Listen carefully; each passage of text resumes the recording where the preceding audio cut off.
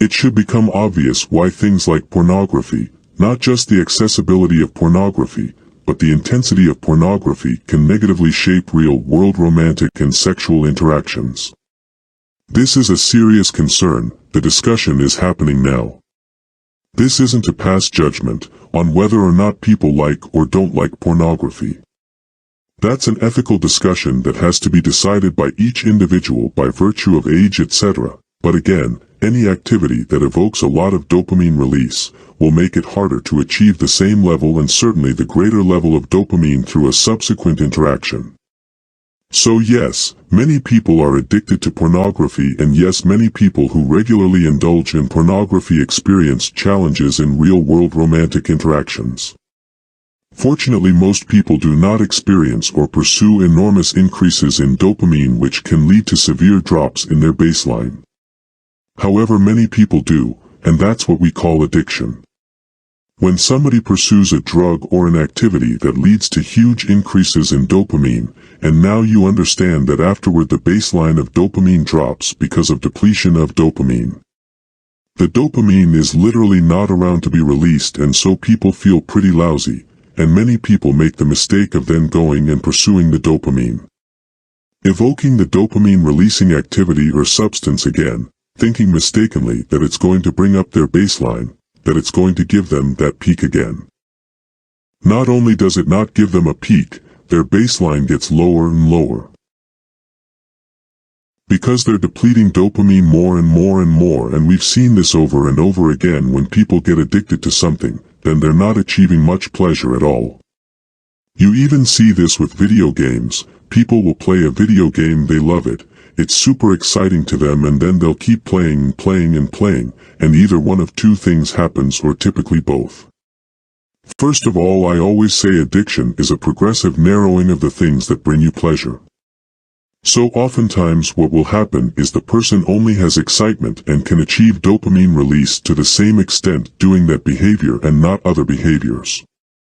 And so they start losing interest in school, they start losing interest in relationships, they start losing interest in fitness and well-being. And depletes their life, and eventually what typically happens is they will stop getting dopamine released from that activity as well, and then they drop into a pretty serious depression. And this can get very severe, and people have commit suicide from these sorts of patterns of activity. But what about the more typical scenario? Somebody who is really good at working during the week, they exercise during the week, they drink on the weekends. Well, that person is only consuming alcohol maybe 1 or 2 nights a week, but oftentimes that same person will be spiking their dopamine with food during the middle of the week. Now we all have to eat, and it's nice to eat foods that we enjoy. In fact, but let's say they're eating foods that really evoke a lot of dopamine release in the middle of the week.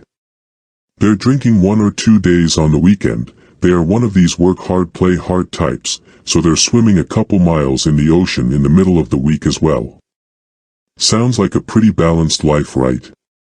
As I describe, it well is, but here's the problem. The problem is that dopamine is not just evoked by one of these activities. Dopamine is evoked by all of these activities, and dopamine is one currency of craving, motivation, and desire and pleasure. There's only one currency, so even though if you look at the activities, you'd say, well, it's just on the weekends, or this thing is only a couple times a week. If you looked at dopamine simply as a function of peaks and baseline, it might make sense why this person, after several years of work hard to play hard, would say, yeah, you know, I'm feeling kind of burnt out, I'm just not feeling like I have the same energy that I did a few years ago. And of course there are age-related reasons why people can experience drops in energy, but oftentimes what's happening is not some sort of depletion in cellular metabolism that's related to aging. What's happening is they're spiking their dopamine through so many different activities throughout the week that their baseline is progressively dropping. In this case it can be very subtle, and that's actually a very sinister function of dopamine. We could say that it can often drop in imperceptible ways, but once you reaches a threshold of low dopamine, you just feel like you can't really get pleasure from anything anymore. What used to work doesn't work anymore. So it starts to look a lot like the more severe addictions or the more acute addictions to things like cocaine and amphetamine, which leads to these big increases in dopamine. Then these lead to severe drops in the baseline. Now of course we all should engage in activities that we enjoy. I certainly do. A huge part of life is pursuing activities and in things that we enjoy, but the key thing is to understand the relationship between the peaks and the baseline and to understand how they influence one another, because once you do that you can start to make really good choices in the short run and in the long run to maintain your level of dopamine and still achieve those feelings of elevated motivation, desire and craving. Because again, having a sufficiently healthy high level of dopamine baseline are what drove the evolution of our species, and they're really what drive the evolution of anyone's life progression too. So they're a good thing about dopamine, but be careful about activities you use to drive dopamine. Thank you for watching this video.